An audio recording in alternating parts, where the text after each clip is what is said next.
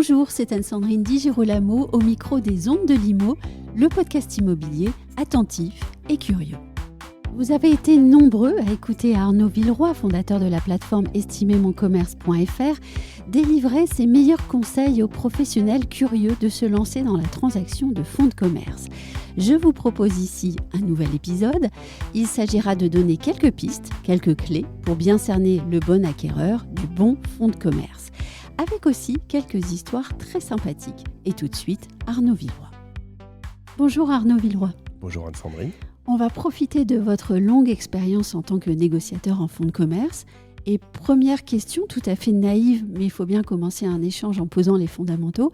Quelles sont, chez un candidat acquéreur, les qualités requises essentielles selon vous ? Déjà, il faut que le projet soit réfléchi, qu'il se soit assuré d'avoir un apport disponible, possiblement ayant rencontré son banquier pour voir s'il le suit, et qu'il ait une idée du type d'affaires qu'il souhaite et qu'il ait validé ce projet généralement avec son entourage proche, généralement son conjoint, parce que c'est souvent des projets en couple. C'est déjà un très bon prérequis. Oui, mais tout ça, c'est déjà beaucoup en fait. Oui, tout à fait. Oui.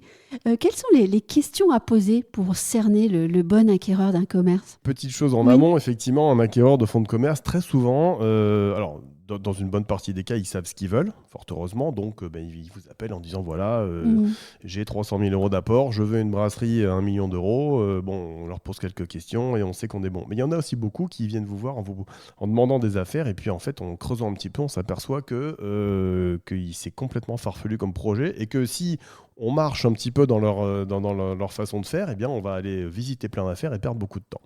Donc effectivement, il y a des questions à poser précises. Sur le site Estimer mon commerce, on a parmi nos outils une trame précise de questions qu'on a peaufinées pendant des années, qui permet justement d'écarter les curieux et de conserver les bons acquéreurs pour n'aller en visite qu'avec des vrais bons acquéreurs. La première chose qu'il faut... Alors, il y a généralement 3 niveaux de questions. La première, elle concerne le projet lui-même. Oui. La seconde concerne plutôt la personne et ses proches. Et la troisième, évidemment, c'est la finance. Et tout ça selon une forme bien précise, je crois. Oui, il y a un déroulement. On fonctionne un petit peu en entonnoir. Voyons, on a un peu recours à ce qu'on appelle la fameuse méthode Son-Casse, qui permet de comprendre aussi à quoi un petit peu fonctionne un acquéreur. Ça, c'est de bonne guerre, évidemment. Mais encore une fois, c'est pour son propre bénéfice, parce que comme parfois un malade qu'il faut guérir malgré lui, il faut aussi pouvoir dire à un acquéreur, non, ça, je vous le montre pas parce que ça vous correspond pas. Ou alors, tiens, ça, vous avez pas pensé, mais je vous le montre. Donc, il y a effectivement des questions qui concernent d'abord ce que l'acquéreur souhaite comme type d'activité et ce qu'il ne souhaite pas. Il ne faut pas oublier aussi de parler d'exclusion, parce que souvent les acquéreurs savent plus exclure que inclure des activités. Donc ça vous ouvre le champ pour aller, lorsque finalement vous avez en amont prospecté, rentrer un portefeuille assez vaste, sans a priori, comme on en avait parlé dans une précédente interview, pouvoir avoir du choix et leur dire j'ai autre chose à vous présenter, vous n'aurez peut-être pas pensé, mais je pense que ça peut vous plaire parce que tous les critères que vous m'avez indiqués correspondent à cette affaire. Quand on vous écoute, il y a une alliance assez intéressante, puisqu'il faut être à la fois technicien, connaître le marché, mais il faut aussi être assez fin psychologue, en fait.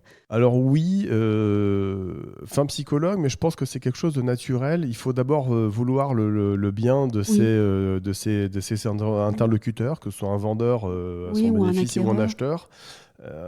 Parce que et je pense que ça prend le pas sur une philosophie, une psychologie calculée, comme on pourrait dire. Et découvrir un acheteur, ça revient tout simplement à se positionner comme quelqu'un qu'on rencontre dans une soirée et on apprend à le connaître. Tiens, tu fais quoi dans la vie ? Tu vas où ? Quels sont tes projets, etc., etc.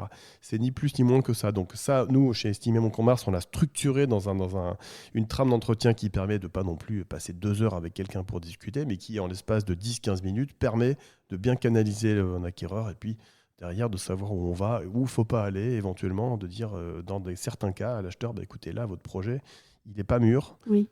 Il va falloir faire ça, ça, ça et ça, constituer un apport, peut-être faire ça, des stages, décider ça, et revenez nous voir dans 6 mois avec un projet plus solide, et là, on pourra aller de l'avant. Ce que j'ai fait plusieurs fois, d'ailleurs. Moi, je suis assez impressionnée par la durée. 10-15 minutes, c'est en fait très, très court. Cet entretien, il doit viser l'efficacité, et il ne doit absolument pas être long, en fait. tout à fait. Alors, il peut être très long. Oui. Certaines personnes sont très volubiles, effectivement. Donc, il ne faut pas hésiter en revanche à les canaliser. Cet entretien, il peut être fait à distance ou alors en agence, peu importe. Mais c'est le moment où on se souvient qu'un commercial, ce n'est pas quelqu'un qui parle, c'est quelqu'un qui écoute. Oui. Et ça, il ne faut jamais l'oublier. Et c'est le moment où on va faire parler. Et pourquoi vous feriez ça? Et vous en pensez quoi? Et vous, madame? Et si je vous présentais ça, qu'est-ce que vous en penseriez? Et pourquoi vous allez vers là? Des questions ouvertes, des questions fermées, des questions de reformulation. Il y a tout un tas de techniques à utiliser dans ce moment-là qui est fondamental parce que si on fait bien le job à ce moment-là, on va gagner beaucoup de temps par la suite. Vous avez évoqué très très rapidement deux méthodes assez efficaces, l'écoute active et la reformulation. Absolument, Oui. Absolument. L'écoute active. On peut peut-être expliquer un peu. Alors l'écoute active, ça consiste à véritablement écouter son interlocuteur au lieu d'attendre qu'il ait déblatéré pour placer ce qu'on voulait lui balancer finalement. Oui. Et puis finalement se dire, tiens, j'étais parti pour lui dire ça, mais finalement il vient de me dire quelque chose qui me fait penser. Et la reformulation, la technique de reformulation, elle consiste à reformuler ce que vient de dire l'interlocuteur pour bien valider ça, son choix, et celui de son conjoint. C'est important d'ailleurs, on est souvent sur des projets en couple ou familiaux. Il faut que tout le monde aille dans le même sens. Et donc, faut savoir s'adapter en fait. Adapter son discours pour pouvoir le formater. Oui, et c'est en ça que je disais qu'il faut se positionner, il faut se mettre à la place de quelqu'un qui cherche tout simplement à connaître l'interlocuteur en face. Et si on a réalisé une trame, à la base, il faut vraiment s'affranchir et se détendre avec ça. On discute avec quelqu'un, on apprend à le connaître. L'objectif, c'est tout simplement de lui venir en aide et de nous venir en aide en même temps pour éviter les fausses routes, aussi bien pour lui que pour nous. Donc, à partir du moment où on est vraiment détendu, ça se passe très bien, on discute, il n'y a pas de borne, il n'y a pas de limite, mais il y a quand même des points essentiels qu'il faut aborder. Oui. On a parlé effectivement des activités possibles, excluables. Il faut qu'on parle aussi de la personne et puis du projet. Est-ce que c'est un projet familial, pas familial? Est-ce que les autres personnes sont d'accord? Est-ce qu'on en a parlé ensemble? On va parfois un peu loin quand même dans la vie de l'interlocuteur, mais il faut le faire. C'est ça qui est intéressant aussi.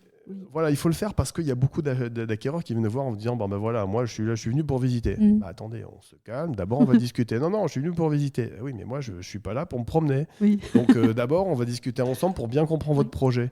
Et il y a des gens qui comprennent pas ça. Or, il faut vraiment garder ce bâton de maréchal, j'ai envie de dire, ce bâton de parole face à un acheteur, de la même manière qu'on l'a face à un vendeur, parce qu'on est là pour lui apporter un bon service, et ça passe parfois par une prise de commande. Et les points qu'il faut évidemment creuser, mais très profondément, c'est l'apport financier. Oui, c'est ce que j'allais dire. Les points financiers sont essentiels, oui. Voilà, les points financiers, il y a pas mal de questions à poser dans le bon ordre, parce que quand on demande à quelqu'un, voilà, vous avez combien disponible pour cette affaire? J'ai 50 000 €. Bon, on ne peut pas se contenter de cette question. Là, il va falloir en poser d'autres derrière pour bétonner du style, ok, est-ce qu'ils sont disponibles, est-ce qu'ils sont sur un compte, est-ce que ça vient d'un prêt, est-ce que c'est un don familial? Ah oui, voilà, si c'est un don familial, il faudra faire un formulaire de don officiel. Ah bon, je savais pas. Si ça provient de la vente d'une autre affaire, mais d'abord je vais vendre mon affaire avant d'en acheter une autre, ça c'est pas possible, il n'y a pas de pré-relais. Voilà, il y a pas mal de choses et en creusant cette question absolument essentielle, on va s'apercevoir qu'il y a quand même une proportion non négligeable d'acquéreurs qui sont pas globalement ils sont pas prêts à visiter des affaires, parce que moi je leur disais, si là on va sortir sur le terrain à l'issue de l'entretien, je vais vous montrer des affaires, si elles correspondent à ce que vous cherchez, vous ne pourrez pas l'acheter parce que vous n'avez pas les fonds disponibles, et d'ici que vous les ayez dispo, ne sera plus disponible l'affaire. Et la catastrophe. Je ne veux pas vous briser le cœur, donc commencez par voilà, avant de faire ses courses, il faut avoir de l'argent. Oui. Et on l'a dit dans un épisode précédent, les auditeurs adorent les histoires. Alors, si je vous parle de profil de candidat acquéreur d'un commerce, qu'est-ce que vous me racontez? Alors, j'en ai deux, un peu disparates, mais finalement, dans la technique qui est la même. Le premier, c'est un charmant monsieur qui est venu me voir. Ça, je me souviens, c'était un colosse. Il était très grand, il venait du monde du BTP. Donc, les travaux, les engins de chantier, le matériel, etc. Et il voulait acheter un restaurant parce qu'en fait, il ne s'était pas posé la question de pouvoir potentiellement acheter autre chose. C'est bien un resto, comme se disent beaucoup. Et en discutant un peu avec lui, j'ai vu qu'il n'avait pas du tout d'expérience de restauration. Et contrairement à tous mes confrères qui lui avaient visité plein de restaurants, qui avaient donc perdu du temps, je lui ai dit, écoutez, moi je ne vous montre pas un restaurant parce qu'une banque ne vous suivra pas. Donc il a mal pris au départ, comme souvent, puis après il a compris. Oui. Et puis finalement, je lui ai montré une boutique qui était spécialisée dans la vente de tabliers professionnels et scolaires. Tablier Des en tabliers, tissu. ouais, tabliers en tissu, tout à fait. Alors, une boutique, pareil, on parlait d'a priori Oui. que j'ai rentré. Alors, en brisant mes a priori parce que ça ressemblait à rien vu de l'extérieur, mais c'était une mine d'or. Eh bien, ce monsieur, il est toujours dans cette affaire. Il l'a acheté tout de suite. Il est super content et il est loin de la restauration. Pourtant, eh bien, contrairement à la restauration, mais il travaille pas le soir. Il gagne de l'argent et il a réussi sa reconversion. Et chaque fois que je le croise, il me dit Arnaud, t'as vraiment bien fait de m'orienter sur autre chose parce que je serais peut-être en train de galérer dans une activité que je maîtrise pas. Et vous lui avez évité le feu de midi quand même, c'est pas mal. C'est exactement ça. Et Oui. le soir, il est chez lui. Oui. Et la deuxième histoire alors ? Alors j'en ai une un peu différente, mais on va retrouver un peu les mêmes traceurs en fait, où j'ai eu un quinquagénaire très sympa, bien propre sur lui, qui est venu me voir et qui, on sentait qu'il y avait un peu la crise de la cinquantaine, il était bien attifé, etc. Et puis il voulait absolument acheter un bar lounge. Et puis en discutant avec lui, donc je lui dis mais vous avez déjà visité des affaires ? Oui, j'en ai visité plein. Alors moi, bon, ok, mais donc il correspondait à ses critères de recherche. Donc dans ma tête, bah oui, mais alors il les a pas achetés, c'est qu'il y a quelque chose, il est peut-être pas prêt à acheter ça. Et du coup, je lui ai dit, bah, vous êtes peut-être pas prêt à acheter ce genre d'affaires puisque vous en avez visité, qui vous n'êtes pas allé dessus. Oui. Donc déjà un discours qui est un peu disruptif que certains acheteurs peuvent mal prendre, mais il faut leur dire. Et puis en discutant avec lui, je lui ai dit mais vous faites quoi actuellement comme donc il m'a dit bah, je suis directeur du pôle recherche et développement dans une grande entreprise de la tech, que je ne citerai pas. Et il se trouve que j'avais rentré en vente un magasin qui vendait des appareils photo professionnels à quelques dizaines de milliers d'euros l'unité, où s'alimentaient tous les paparazzis de la Côte d'Azur. Et il y avait ce côté un peu bling-bling, un peu classe, un peu cher, etc. Et je lui dis, bah voilà, j'ai rentré ça en vente. Je crois qu'on est quand même plus proche de votre branche d'activité à la base, votre connaissance, même si vous ne connaissez pas la photo.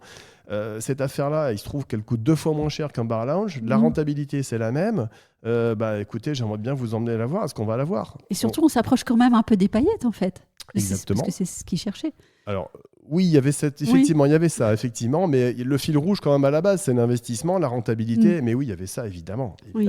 Et donc, eh bien, il est monté dans ma voiture, on est allé visiter l'affaire, il m'a fait l'offre le lendemain, on a signé la vente 90 jours plus tard, j'ai pris des honoraires très sympathiques, il était super content de me les payer d'ailleurs au bout, et aujourd'hui, il est encore dans sa boutique et il est super content. Ce sont les belles histoires de la session de fonds de commerce.